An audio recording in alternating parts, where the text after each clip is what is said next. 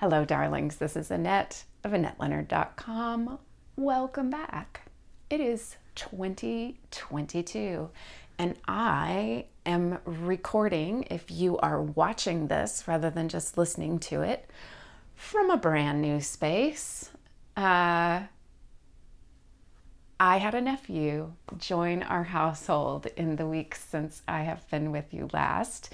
He is 19 years old, and the place that I, for all these years past, have been recording from has been our guest room. And that was the only other available bedroom in the house. So guess what? 19-year-old comes to live with us, and I had to find a new recording space. So here you are on one wall of what is my craft room and my wife's office. And that marriage is not a perfect one, as no marriage is or can be. But it means that I'll be evicting her from this space at least once a week in order to clock my time and conversations with you all here in the craft room.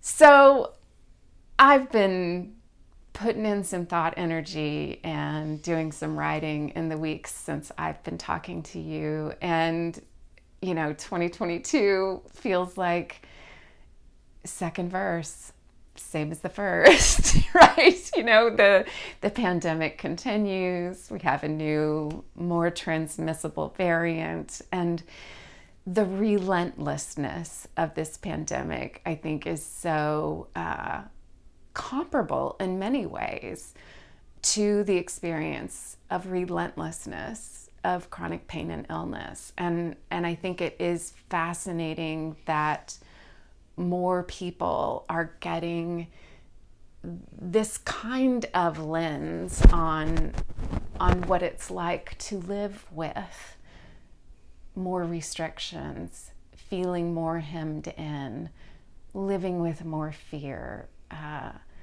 living with a thinner veneer, feeling like all of your resources have been tapped, and therefore any next thing is going to be the straw that breaks the proverbial camel's back. And I don't wish this upon other people. That's certainly not my point. Just an interesting one to think about what happens when more of the world experiences life in a more exposed and pressure cooker kind of situation in ways that often mimic our lives. And that brings me to my point for today, which is about suffering. I was thinking about the fact that in Western civilization, we have such an endemic narrative about suffering. And I'm sure it extends back before Homer and the Odyssey, but it certainly extends back to there, and it's in the Bible and the Torah and most of our religious texts. And it's certainly in our movies and our quest literature like Tolkien and the Lord of the Rings series, and almost everywhere you turn, this notion that suffering yields reward. Right.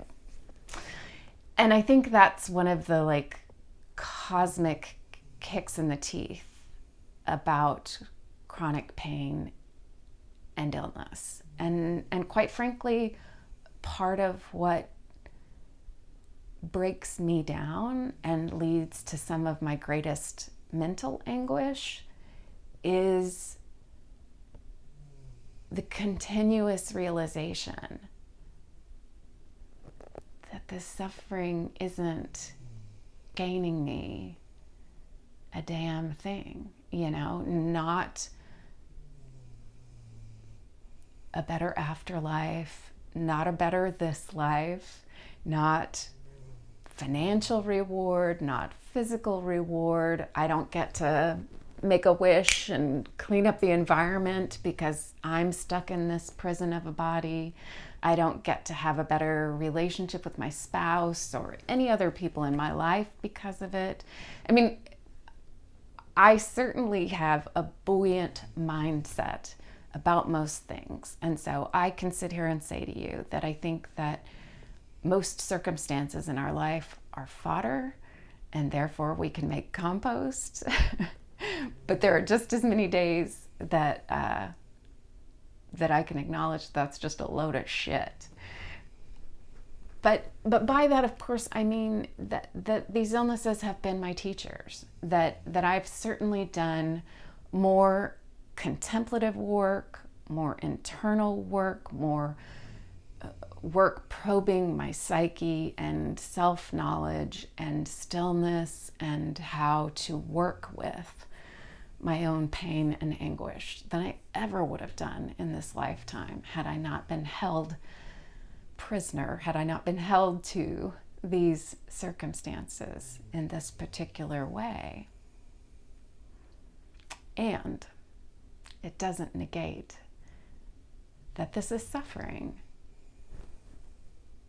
in a seemingly senseless kind of way and without any promise of relief or reward. And I think suffering in this physical kind of way is truly what most of us fear most. When I think about the circumstances of my own death, it's not transitioning to death that I am most afraid of. It's having great suffering in the lead up to it. You know, it's suffocation, it's agonizing pain, it's causing my loved ones terrible pain by losing my mind and all my faculties and being even more of a burden. And the nephew right now is going through a series of being really enamored by sort of mob shows. And so he's, I'll walk through the room and he's got on all sorts of torture scenes, from the proverbial like lop off a finger with some pruning shears to hang somebody up by their wrists and take physical shots at them or take literal chunks off of them. And I think that it's no accident that there are these tropes in our media. And I think that it's because it's one of the things we fear most, that kind of physical suffering that many of us have had to learn how to figure out, how to normalize, how to make peace with, how to find our way through each day. And how remarkable. How remarkable. So this isn't, again, to wrap this up with a neat bow or to maybe even tell you something that you hadn't thought about already, but to tell you, you are not alone. And part of what's so isolating and challenging about our circumstances is that, yes, this is suffering without any promise of it getting anything but worse. And for that, I'm sorry. But there are millions of it with doing this with you. And while that does not alleviate or take away, subtract, or make any bit easier the suffering that you are personally experiencing right now, it does mean that you don't have to be doing it alone. So if you have not reached out in the last few months, I encourage you to, and you can do that with me. You can use the comments section, or you can find me at AnnetteLeonard.com, or find your tribe, whether that's on Facebook or the Mighty or other health platforms. Let 2022 be the year of not doing it alone. I love you. I'm thinking about you. I've got some interviews and big things in store this year, but if there are subjects that you want me to cover, I'd be glad to hear about that too. So Until we're together again, I thank you. I'm glad you're here, and I'll talk to you again next week. Be well.